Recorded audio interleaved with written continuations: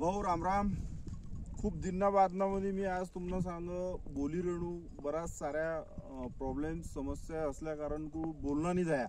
पण कसं शे की जीवन होय, जीवनामध्ये अनेक सुख येस दुःख येस आणि चढाव उतार चालूच राहतं. पण आपण इथे आता जो 11 एप्रिल पाशी ती देवी पॉइंट चिखलदरा इथे रामायण प्रोग्राम विरणा आणि रामायण हा जो प्रोग्राम शे म्हणजे अतिशय सुंदर असा हा प्रोग्राम शे भाऊ. आणि आज आपला जो समाज से आज आपल्या समाजामध्ये रामायण का वाचला गेला पाहिजे.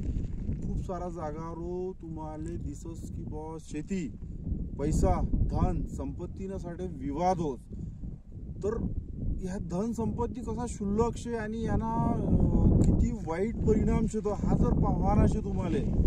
आज आपल्याला जर रामायण जर शिकायला म्हणजे रामायण जेव्हा आपण कथा ऐकतो किंवा पाहतो तर रामायण पाहत असताना भाऊ भाऊना एकमेकांवर किती प्रेम शे.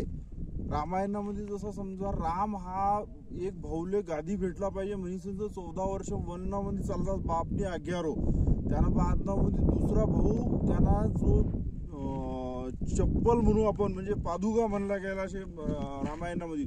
तो पादुका 14 वर्ष धरी संतीन राजपाट चालावस. तिसरा भाऊ लक्ष्मण जो शे तो 14 वर्ष एक भाऊना संग खुदना पत्नी त्यान बादनामध्ये राजपाट सारा सोडीसून ती वनामध्ये 14 वर्ष राहस. त्यांना बादनी चौथा भाऊ जो शत्रुघ्न शे त्यांना सुद्धा म्हणजे जो त्याग शे. हे चारी भाऊ एकमेकांसाठी एकमेकांवर किती मोठा प्रेम करतं हा ह्या जर पाहण्याचे तर आपल्याला रामायणामध्ये दिसत. आणि भाऊ भाऊतनं एकमेकांप्रती किती प्रेम शे किती आदर शे किती एकमेकांसाठी त्याग शे हा पाहवाना जो सबसे मोठा माध्यम शे तो शे रामायण. आणि भाऊ भाऊतनं जराशी संपत्तींसाठी किंवा पैशांसाठी किंवा धनासाठी विवाद जर पाहायचे आपल्याला म्हणजे झगडा भांडण तंटा तर तो तुम्हाला दिशी पडेल महाभारतनामध्ये. महाभारतनामध्ये भाऊ भाऊ एकमेकांसाठी एकमेकांना जीव घेवाले मागं पुढे नाही पाहिजे का तर म्हणे प्रॉपर्टीसाठी धनासाठी राजपाटनासाठी मान सन्मानासाठी. मग महाभारत आणि रामायण ह्या दोन ग्रंथ जो शेत आपला भारतमधील ना शिक्षा देवानासाठी ना खूप मोठा ग्रंथ शेत. आणि त्यांनाच वर कथा विहिणी आपल्या इथे देवी पॉइंटले 11 एप्रिल पाशी ती तर 18 एप्रिल तक का रामायण ना वाचन होईल. आणि खूप मोठा संत हिरेन आपला चिखलदरा नगरीमध्ये देव पॉइंट रो.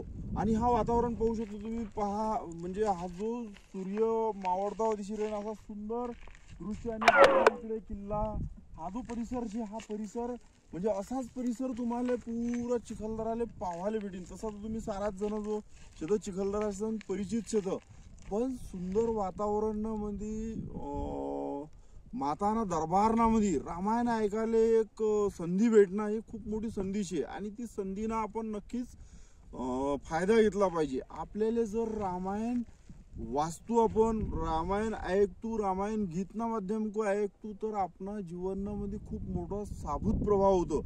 आज आपण पाहू शकतो की आपल्या समाजामधील जवळजवळ खूप सारा लोक दारू न पाहे त्यांना बातम्यामध्ये बिडी सिगारेट तंबाखू किंवा व्यसनात न पाहे त्यांना बातम्यामध्ये क्रोध न पाहे स्वतःना जीवन उद्ध्वस्त करेना.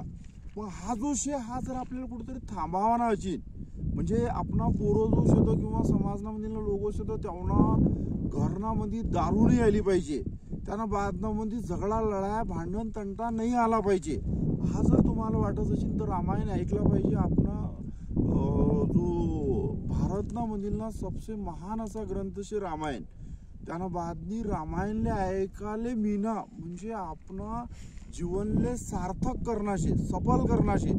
आणि जीवनामध्ये सुख शांती समाधान प्रेम आदर आपुलकी खुशी आनंद हा जर पाहिजे असेल तुम्हाला तर रामायण वाचणं रामायण ऐकणं खूप जरुरी शे. तर मी मला सारा भाऊतले एक विनंती शे की नक्कीच तुम्ही हे संधीना फायदा घ्या आणि नक्कीच रामायण ऐकायला 11 एप्रिलले देवी पॉइंट चिखलदरा इथे खूप मोठी संख्यामध्ये या.